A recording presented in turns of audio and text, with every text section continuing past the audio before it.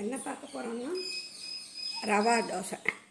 அது செய்வது எப்படின்னு 3/4 கப்பு ரவை எடுத்திருக்கேன். 3/4 கப்பு அரிசி மாவு. இப்போ இந்த ரவையை மிக்சி கப்பில் போட்டு ட்ரையாக அதுக்கு தேவையான உப்பும் போட்டு ட்ரையாக திரிச்சுட்டுருவோம்.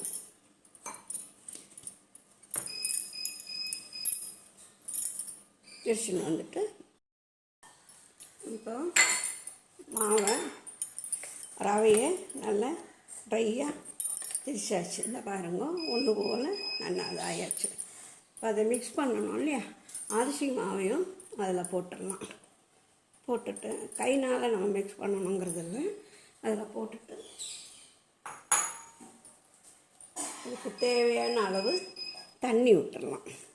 உப்பு ஏற்கனவே போட்டிருக்கேன், தண்ணி விட்டுடலாம். தண்ணி விட்டு மிக்சியில் ஒரு சுற்றி எடுத்தால் போதும். ஒரு சுற்றி எடுத்து மாவு 2 ரவையும் அரிசி மாவும் போட்டு முதல்ல ரவையை ட்ரையாக அரைச்சிட்டு அதுக்கப்புறம் அரிசி மாவு போட்டு தண்ணி விட்டு அது ரவை ட்ரையாக அரைக்கும் போதே உப்பு போட்டாச்சு. அரிசி மாவையும் போட்டு அதுக்கு தேவையான அளவு தண்ணி விட்டு அரைச்சின்னு வந்திருக்கேன். இப்போ இதை பாத்திரத்தில் மாற்றிடலாம். நல்லா திக்காக இருக்குது, இவ்வளோ திக்காக இருக்க வேண்டாம். கொஞ்சம் தண்ணி சேர்த்து அது பண்ணிக்கலாம்.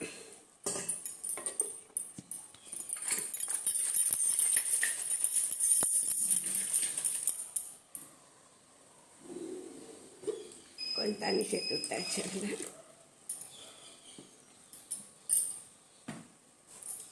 இப்போது நல்லா இந்த ஸ்பூன் ஆட்டை ஒரு ஸ்பூன் மிளகு போடுறேன், ஒரு ஸ்பூன் ஜீரகம்,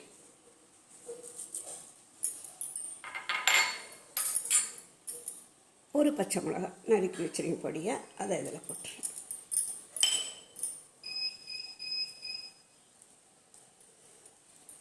கொஞ்சம் கருவேப்பிலை நல்லா கிள்ளி போட்டாச்சு. இப்போது மாவை நல்லா கலந்து பார்க்கணும், கரெக்டாக இருக்காங்க.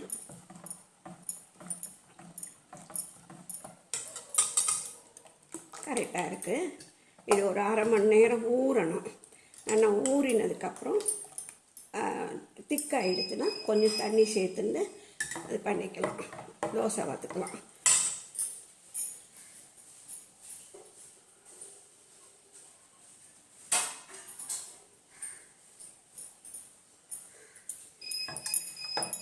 ஆனால் கலந்து விட்டுருக்கேன், மிக்ஸ் ஆகிடுது.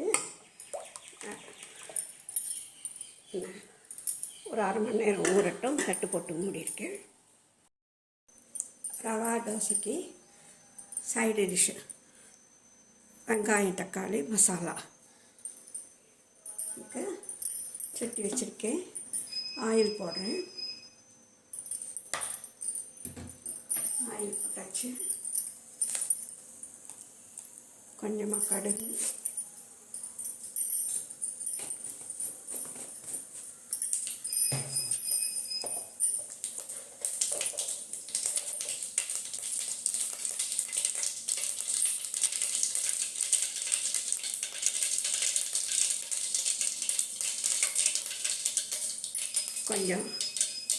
கொஞ்சம் ஜீரகம் போடுறேன்.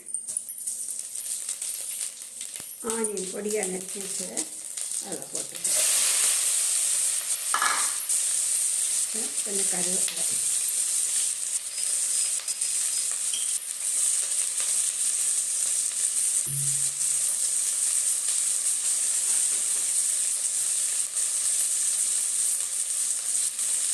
போட்டு நல்லா மிக்ஸ் பண்ணணும்.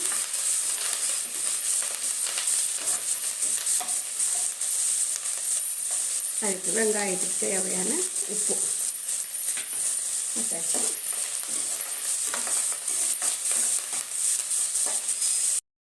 அப்புறம் வெங்காயம் கண்ணாடி பழத்தில் வதங்கி வச்சு இப்போ 2 தக்காளி கட் பண்ணி வச்சுருக்கேன், அதை இதில் போட்டுருக்கேன்.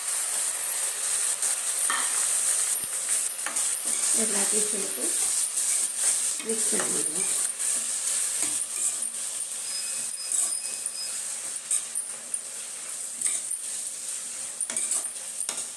நல்லா மிக்ஸ் பண்ணிவிட்டு கொஞ்சம் காஷ்மீர் சில்லி அவளுக்கு காமிப்பதாப்பில் போட்டுக்கோங்க. கரம் மசாலா 1 ஸ்பூன்,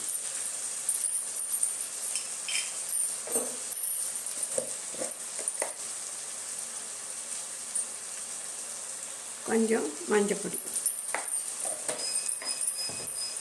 எல்லாம் போட்டாச்சு. எல்லாம் போட்டு நல்லா மிக்ஸ் பண்ணி விடுவோம். ஒன்று சேர்ந்து எல்லாம் வதங்கட்டும்.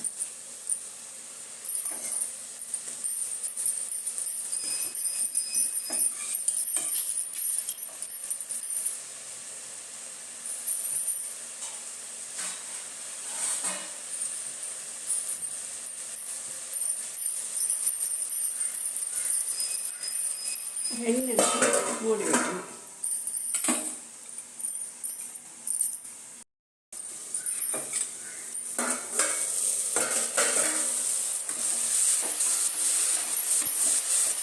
எல்லாம் சேர்ந்து நல்லா மிக்ஸ் ஆகியாச்சு.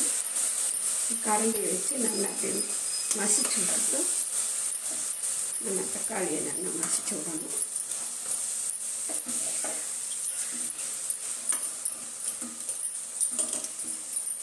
மசிச்சு விட்டாச்சு.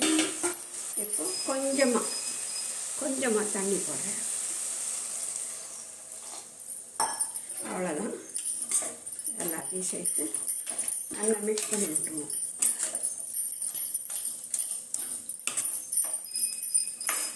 பச்சை வாசனை போக 2 நிமிஷம் கொதிக்கணும்.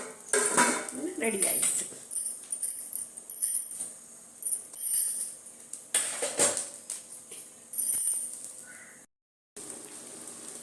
நல்லா மிக்ஸ் பண்ணிவிட்டு தோசை விட்டுருக்கேன்.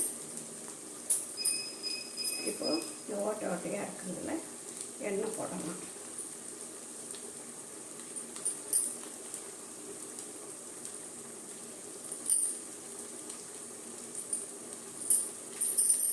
இதில் நான் ஆனியன் போடலை. ஆனியன் அதுக்கு பதிலாக சைடு டிஷ்ஷாக வெங்காயம் தக்காளி மசாலா பண்ணியிருக்கேன். அதை இதில் போட்டு இது பண்ணிட்டு ஸ்டஃப் பண்ணி கொடுக்குறேன். நல்லாயிருக்கும் அது சாப்பிட்றதுக்கு. இப்போது தோசை கொஞ்சம் வேக விடணும். வெந்தாதான் நல்லா ரோஸ்ட்டாக நல்லா வரும். இப்போ திருப்பி போடுறதுக்கு பார்ப்போம்னா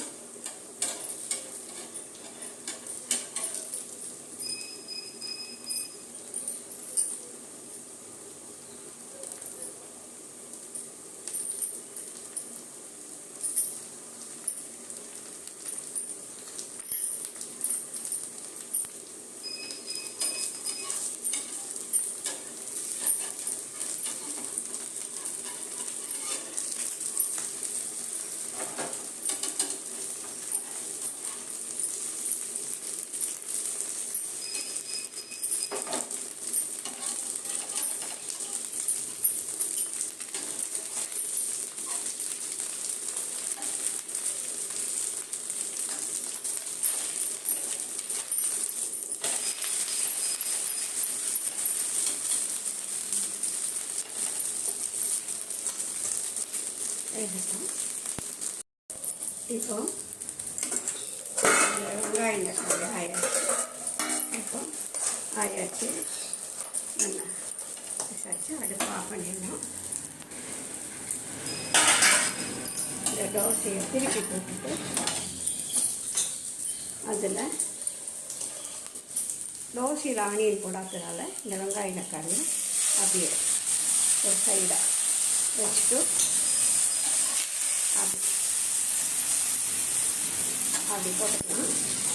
வெங்காயம் தக்காளி வேண்டாங்கிறதோ சட்னியோ பொடியோ வச்சு சாப்பிட்டுக்கலாம். இப்போது ஒரு தோசை சூப்பராக ஆயாச்சு. ரவா தோசை. அடுத்த தோசை விடுவோம் பாருங்கள். இந்த தோசை மாவில் ஆனியன் போடலை, தனியாக தான் வெங்காயம் தக்காளி பண்ணியிருக்கேன். அதை பண்ணிக்கலாம். அது வேகட்டும். தோசை வெந்தாச்சு. எண்ணெய் போடலாம். இருக்கும்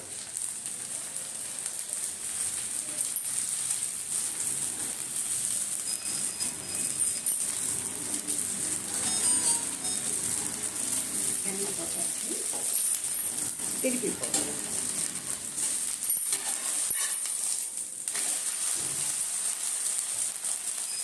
வேகட்டும். இப்போ அருமையான ரவா தோசை நல்லா ரோஸ்ட் ஆயாச்சு பாருங்கள். அதில் இந்த வெங்காய தக்காளி மசாலா இருக்குல்ல, அதை எடுத்து ஒரு சைடாக சேர்க்கணும். இது ஒரு டேஸ்ட்டாக ரொம்ப நல்லா அருமையாக இருக்கும். பிடிக்கிறவா இப்படி பண்ணிக்கோங்க.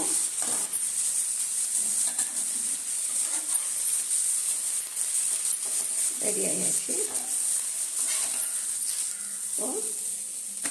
அடுத்த தோசையும் 2 தோசை ரெடி ஆயாச்சு. இதுக்குள்ள வெங்காய தக்காளி மசாலா வச்சுருக்கேன் ஒரு சைடாக. இது சாப்பிட்றதுக்கு நல்லா மொறு மொறுன்னு நல்லா டேஸ்ட்டாக இருக்கும்.